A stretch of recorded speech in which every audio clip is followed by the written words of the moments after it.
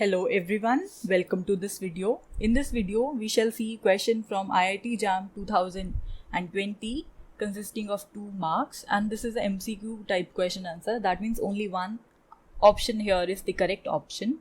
Okay, so let's have a look at the question. The question here is given to be find the value of triple integral. So this is the triple integral given to you for the function x square y plus 1, where this volume V is defined by the region and the equations for that particular region, they are given by x square plus y square less than equal to 1, and z varies from the point 0 to 2. So now in order to calculate here what is this region, so first of all we should have a knowledge about what is this region, what these equations represent exactly. So if you look at these equations closely, you will observe that x square plus y square less than equal to 1 forms a disk, right, having center as the point 0, 0 and radius as equal to r is equal to 1, right? So let's draw this thing. So we have this as the coordinate axis, right? Suppose this is your z axis, this is the x axis, and this is the y axis. So this x square plus y square less than equal to 1 forms a circle centered at 0 and having radius equal to 1. So suppose this point is 1 and this point is equal to 1. So you have a disk something like this, right? So this is your circle, and moreover we cannot just take a region to be just from these equations. We have to look at other equation also, where z is defined to be in between the point 0 to 2. So that means here at the point z is equal to 0, we have a disk of this kind, and suppose this is the point where z is equal to 2. So here also we have the same disk centered at this point having radius as 1 equal to this one, right? So this is the disk, and in between also we have several disks like this which are joined together end to end. So that means we have a cylinder like shape. So that means I can join this point with this point here with a straight line, and this point here with the point here. So this is our cylinder. So basically our region of interest is this whole region, and we are to perform the triple integration of the given function over this region, right? So this is our region. So for this particular region, we are to decide our limits of integration. So that is not directly given to you in the question. So let's have a look here. So we are given the triple integration of the function x square y plus 1. So we have x square y plus 1, and we have dx, dy, dz. So this integral we have. So that means first of all I am to write the limits for x, then for the limits of y, and then for the limits of z. So for writing the limits for z, now they are pretty simple and they are given to you in the question. All these things are going to remain the same. Here we'll write the limits for x, here we'll write the limits for y, and here we'll write the limits for z. And if you look at the given question, in the given question you have these two equations. So that means the value of z is from the point 0 to the point 2. So we have our limits for z varying from 0 to 2. Now the remaining portion is to calculate the limits for x and y. Now how can you calculate the limits of x and y? This could be calculated if you take this particular circle, right? This disc-like structure consists of from this disc-like structure you can very easily calculate what are the limits of your variables x as well as y.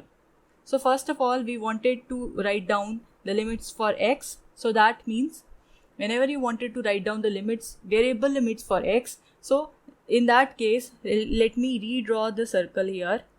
Suppose this is your x-axis and this is your y-axis, right?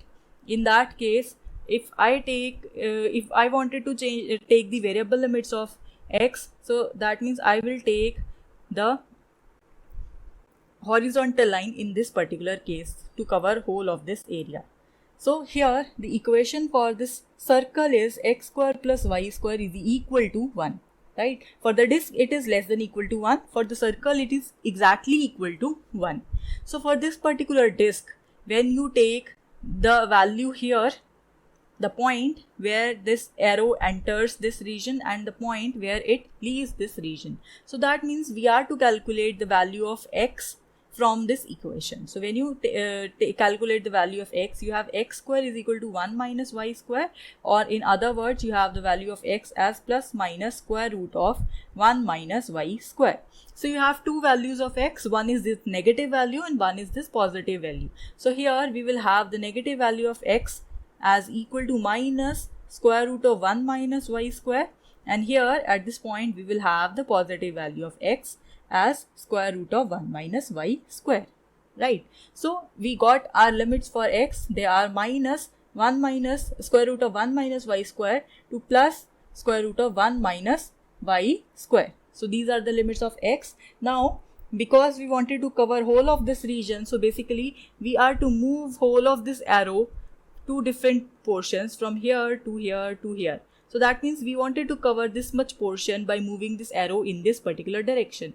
So what are the limits for y here? If you look at because you know this disk is centered at the point 0 and it has radius 1, so that means this distance is equal to 1 and this distance is also equal to 1. So this point is basically plus 1 and this point is minus 1, right? So we obtain the limits for y, they are equal to minus 1 to the point 1. So this is our integral. So we obtained our limits. Now the next task is to solve this particular integral. Okay, so let's get going. Let's solve this integral. So first of all, we'll solve this much portion, integration with respect to x. So let me write down all the other quantities as such. Integration of the limits of z as such, the limits of y as such, then dy and dz as such. So when you perform this integration with respect to x, you will have y and 1 to be treated as constant. So that means you will have x cubed by 3y plus x, and the limits of x, they now varies from minus square root of 1 minus y square to plus square root of 1 minus y square. So when you solve this quantity, when you substitute the limits here, let me write down these things. So this simply becomes equal to, so you have y by 3 as such. In place of x, you will write this thing. So it would be minus 1 minus 1 minus y square square root. Square root means the power 1 by 2 and we have the power 3 as well. So it's power 3 by 2. And moreover, when you substitute the lower limit here, it would be minus of this quantity, right? So we had plus of this same quantity, so it would be 2 times of this quantity. And when you substitute the limits here, it would be again 2 times for the quantity square root of 1 minus y square. So this is what you have here. Now the next step is to perform the integration with respect to y. So how can you perform the integration over here with respect to y? So here what we'll do, we'll separate out these terms first. So it would become integration z varying from 0 to 2, right?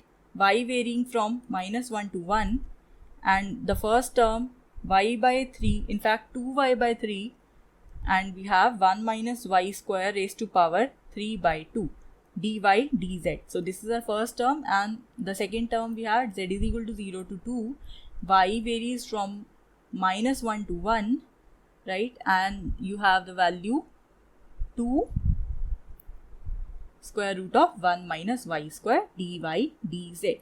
Now we have to solve these integrals. If you look at your integral closely over here, now this is an odd function. Why? Because in place of y, so the function here is f of y defined to be 2 by 3y 1 minus y square raised to power 3 by 2. So instead of y, if you substitute minus y, so you will have minus 2y by 3, and here you have minus y square raised to power 3 by 2. So this is equal to minus f of y. So this is an odd function here. So if this is an odd function, its integration is simply equal to 0, right? And for this particular quantity, we'll perform the integration. So we have 0 plus, for this quantity, it would be, we can take out 2 common, 2 outside, and the integration of, you have this formula, integration of square root of a square minus x square dx, that is equal to x by 2 square root of 1 minus x square plus a square by 2 sine inverse x upon a. So this is the formula. So we'll use this formula here. So it would be equal to 2, and we have y by 2 square root of 1 minus y square plus a here is 1, so we have 1 by 2 sine inverse of y, and the limits here vary for y from minus 1 to 1, and the integration with respect to z as such, right? So we have this quantity. So when you solve this one, you will be getting 0 plus 2, and when you substitute the limits for y, this integration with respect to z would be as such. When you substitute the value of y as 1, you have 1 by 2.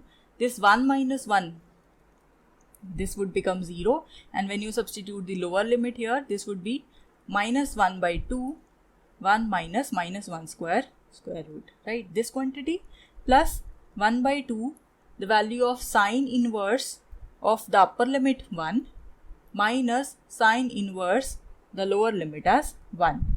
So you have whole of this quantity over here.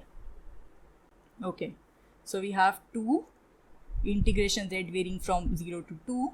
Now this quantity 1 minus 1 is 0, this quantity 1 minus 1 is 0, so we have 1 by 2 sine inverse of 1 minus sine inverse of minus 1 dz.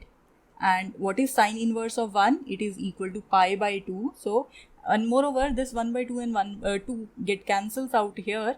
So, we have the value here, integration with respect to the limit z varying from 0 to 2. Sine inverse of 1 is pi by 2, and sine inverse of minus 1 is equal to minus pi by 2. So we have pi by 2 plus pi by 2, that is equal to pi. So integration z varying from 0 to 2 pi dz, that is equal to pi into z. The limits for z vary from 0 to 2. So this quantity is equal to pi 2 minus 0. So we have the answer as 2 pi. So our final answer here is equal to 2 pi. So let's have a look at our options. Our final answer is the option B. So I hope you understood this question very well. Well, that is it for this video. Thank you for watching.